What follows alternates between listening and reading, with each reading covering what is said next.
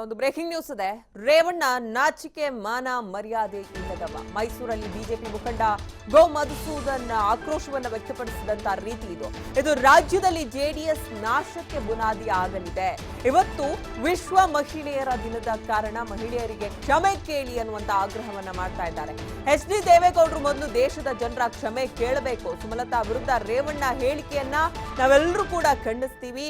ಎಲ್ಲರೂ ಮಹಿಳೆ ಪರ ಧ್ವನಿ ಎತ್ತಿ ರೇವಣ್ಣ ವಿರುದ್ಧ ಹೋರಾಡಬೇಕಾಗಿದೆ ಅಂತ TV5ಗೆ ಬಿಜೆಪಿ ಮುಖಂಡ ಗೋ ಮಧುಸೂದನ್ ಹೇಳಿಕೆಯೊಂದನ್ನು ಕೊಟ್ಟಿದ್ದಾರೆ.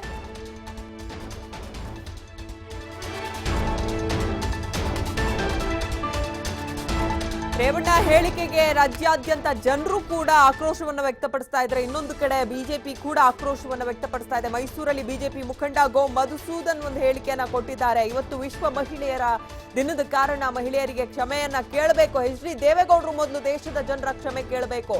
ಸುಮಲತಾ ವಿರುದ್ಧ ರೇವಣ್ಣ ಹೇಳಿಕೆಯನ್ನ ನಾವು ಖಡಾಖಂಡಿತವಾಗಿ ಖಂಡಿಸ್ತೀವಿ. ಎಲ್ಲರೂ ಮಹಿಳೆಯರ ಪರ ಧ್ವನಿ ಎತ್ತಿ ರೇವಣ್ಣ ವಿರುದ್ಧ ಹೋರಾಡಬೇಕಾಗಿದೆ ಅಂತ ಬಿಜೆಪಿ ಮುಖಂಡ ಗೋ ಮಧುಸೂದನ್ ಹೇಳಿಕೆ ಕೊಟ್ಟಿದ್ದಾರೆ.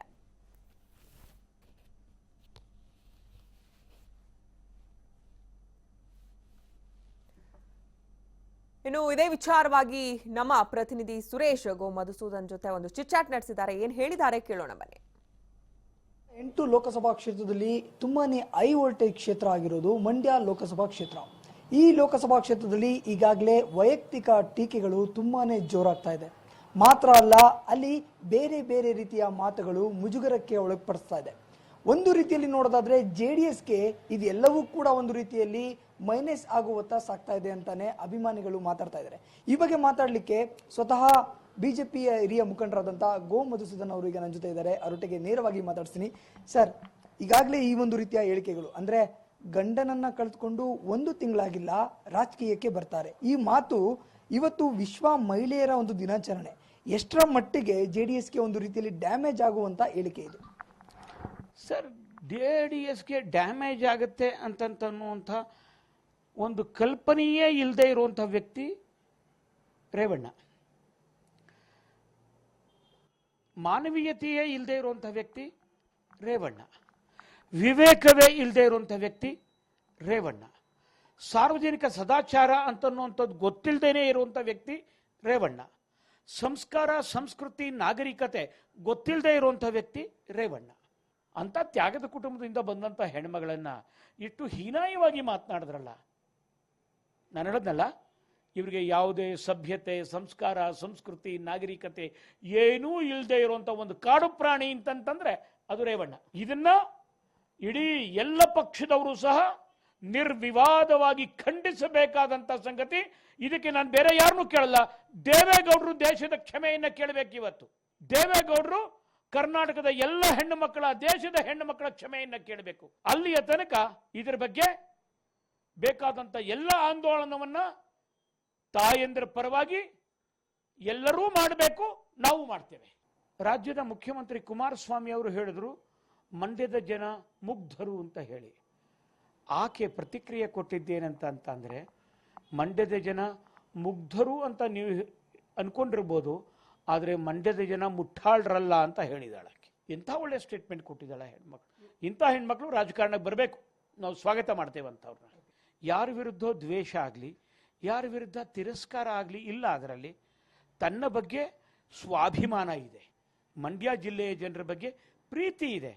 ಕಾಂಗ್ರೆಸ್ನವರು ನಿಮ್ಮನ್ನು ಬೆಂಗಳೂರು ಕೊಡ್ತೀವಿ, ಬೆಂಗಳೂರು ಸೌತಿಗೆ ಕೊಡ್ತೀವಿ ಅಂದ್ರೆ ಅವರು ಒಂದೇ ಮಾತಾಡಿದ್ರು, ಇಲ್ಲ ನಾನು ಮಂಡ್ಯ ಜಿಲ್ಲೆಯ ಸೊಸೆ, ನಾನು ಮಂಡ್ಯದಲ್ಲಿ ಮಾತ್ರ ಚುನಾವಣೆಗೆ ನಿಂತ್ಕೋತೇನೆ, ಇಲ್ಲಿ ಬಿಟ್ಟರೆ ನೀವು ಇನ್ನೆಲ್ಲೂ ಕೊಟ್ಟರು ನಾನು ನಿಂತ್ಕೊಳ್ಳಲ್ಲ ಅಂತ ಹೇಳಿದ್ರು. ಮೆಚ್ಯೂರಿಟಿ ರೀ ಆ ಹೆಣ್ಮಗಳು. Hats off.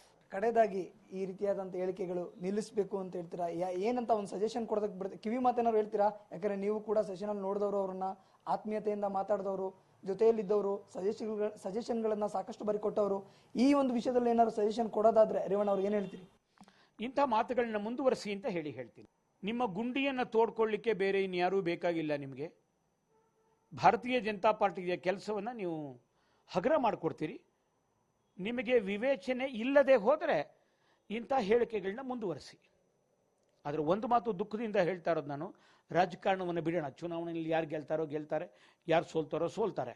ಆದರೆ ಇಂಥ ಮಾತುಗಳು ರಾಜಕಾರಣಕ್ಕೆ ಶೋಭೆ ತರುವಂಥ ಮಾತುಗಳಲ್ಲ. ಇಂಥ ಮಾತುಗಳು ರಾಜಕಾರಣಕ್ಕೆ ಶೋಭೆಯೇ ಅಲ್ಲ, ಮತ್ತು ಇಂಥ ವ್ಯಕ್ತಿಗಳು ರಾಜಕಾರಣಕ್ಕೆ ಶೋಭೆ ಅಲ್ಲ. ಸೊ ಇದಿಷ್ಟು ಬಿಜೆಪಿಯ ಹಿರಿಯ ಮುಖಂಡರಾದಂತಹ ಗೋ ಮಧುಸೂದನ್ ಅವರ ಒಂದು ಮಾತುಗಳು. ಅಂದ್ರೆ ಇವತ್ತು ವಿಶ್ವ ಮಹಿಳೆಯರ ಒಂದು ದಿನಾಚರಣೆ ಇದೆ. ಇಂತಹ ದಿನದಲ್ಲಿ ಮಹಿಳೆಗೆ ಅಗೌರವ ತೋರುವಂತಹ ಹೇಳಿಕೆಯನ್ನ ಈಗಾಗಲೇ ಅವರು ಕೊಟ್ಟಿರುವಂತದ್ದು. ಈ ಹೇಳಿಕೆಗಳು JDSಗೆ ಅವರೇ ಒಂದು ಗುಂಡಿ ತೋಡ್ಕೊಳ್ಳುವಂತ ಒಂದು ಹಾದಿಗೆ ತಲುಪ್ತಾರೆ ಅನ್ನೋ ಒಂದು ಮಾತುಗಳನ್ನ ಗೋ ಮಧುಸೂದನ್ ಅವರು TV5ಗೆ ಸ್ಪಷ್ಟನೆಯನ್ನ ಕೊಟ್ಟಿರುವಂತದ್ದು. ಕ್ಯಾಮರಾ ಪರ್ಸನ್ ನಂದೀಶ್ ಜೊತೆ ಸುರೇಶ್, TV5 ಮೈಸೂರು. 28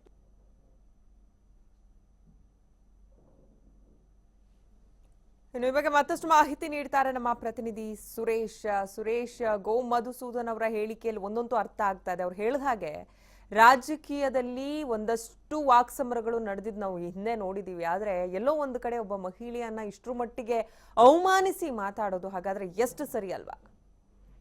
ಖಂಡಿತವಾಗ್ಲೂ ಅಂಕಿತ, ಯಾಕೆಂದ್ರೆ ಇವತ್ತು ವಿಶ್ವ ಮಹಿಳೆಯರ ದಿನಾಚರಣೆ ಇದೆ. ಪ್ರತಿಯೊಬ್ಬರು ಕೂಡ ಮಹಿಳೆಯರಿಗೆ ಗೌರವವನ್ನು ಸೂಚಿಸಿ ಸಂದೇಶವನ್ನ ರವಾನೆ ಮಾಡ್ತಾ ಇದ್ದಾರೆ. ವಿಶ್ವ ಮಹಿಳಾ ದಿನಾಚರಣೆ ಅಂತೇಳಿ ಶುಭಾಶಯಗಳನ್ನ ತಿಳಿಸ್ತಾ ಇದ್ದಾರೆ. ಈ ಮಧ್ಯೆ ಈ ರೀತಿಯಾದಂತಹ ಹೇಳಿಕೆ ನಿಜಕ್ಕೂ ಕೂಡ ಒಂದು ರೀತಿ JDSಗೆ ಒಂದು ಮೈನಸ್ ಆಗುವಂತ ಈಗಾಗಲೇ ಆಗ್ತಿರುವಂತದ್ದು. ಯಾಕಂದ್ರೆ ಒಂದು ಕಡೆ ಅವರ ಒಂದು ಭರ್ಜರಿಯಾದಂತಹ ಒಂದು ಪ್ರಚಾರ ಕಾರ್ಯಗಳು ಈಗಾಗಲೇ ಸಾಗ್ತಾ ಇದೆ. ಮಂಡ್ಯದಲ್ಲಿ ಮೈಸೂರಿಗೂ ಬರ್ತಾರೆ. ಮೈಸೂರಿನಲ್ಲೂ ಕೂಡ ಅಭಿಮಾನಿಗಳ ಒಂದು ಮಾಹಿತಿಗಳನ್ನ ಇದು ಮಾಡ್ಕೊತಾರೆ, ಜನಾಭಿಪ್ರಾಯಗಳನ್ನ ಸಂಗ್ರಹ ಮಾಡ್ತಾ ಇದ್ದಾರೆ. ಈ ಎಲ್ಲದರ ನಡುವೆ ಈ ರೀತಿಯಾದಂತಹ ಹೇಳಿಕೆ ಒಂದು ಕಡೆ ಸುಮಲತಾ ಅವರಿಗೆ ಒಂದು ಪ್ಲಸ್ ಪಾಯಿಂಟ್ ಆಗ್ತಾ ಇದೆ. ಅಂದ್ರೆ ಇವರು ತಮ್ಮ ಒಂದು ನಾಲಿಗೆಯನ್ನ ಬಿಡ್ತಾ ಇದ್ದಾರೆ. ಎಷ್ಟರ ಮಟ್ಟಿಗೆ ಬಿಡ್ತಾ ಇದ್ದಾರೆ ಅಂದ್ರೆ ಆ ಎಲ್ಲಾ ಒಂದು ಹೇಳಿಕೆಗಳು ಕೂಡ ಒಂದು ರೀತಿಯಲ್ಲಿ ಪ್ಲಸ್ ಆಗುತ್ತಾ ಈಗಾಗಲೇ ಸುಮಲತಾ ಅವರಿಗೆ ಸಾಕ್ತಿರುವಂತದ್ದು. ಹಾಗಾಗಿ ಬಿಜೆಪಿ ಕೂಡ ಈಗಾಗಲೇ ಸುಮಲತಾ ಅವರ ಒಂದು ಬೆನ್ನಿಗೆ ನಿಂತ್ಕೊಂಡು ಅವರಿಗೆ ಸಪೋರ್ಟ್ ಅನ್ನ ಮಾಡ್ತಾ ಇದೆ. ಮಾತ್ರ ಅಲ್ಲ, ರೇವಣ್ಣ ಅವರು ಸಚಿವರಾಗಿದ್ದುಕೊಂಡು ಈ ರೀತಿಯಾದಂತಹ ಒಂದು ಹೇಳಿಕೆಗಳನ್ನ ಕೊಡ್ತಾ ಇದ್ದಾರೆ. ಈ ಹೇಳಿಕೆ ಅವರಿಗೆ ತರೋದಂತದಲ್ಲ, ಇದು JDS ಮುಳುವಿಗೆ ಕಾರಣವಾಗುತ್ತೆ ಅನ್ನೋ ಒಂದು ಆಕ್ರೋಶವನ್ನು ಕೂಡ ವ್ಯಕ್ತಪಡಿಸಿರುವಂತದ್ದು. ಅಂಕಿತ, ಧನ್ಯವಾದ ಸುರೇಶ್ ತಮ್ಮೆಲ್ಲ ಮಾಹಿತಿಗಾಗಿ.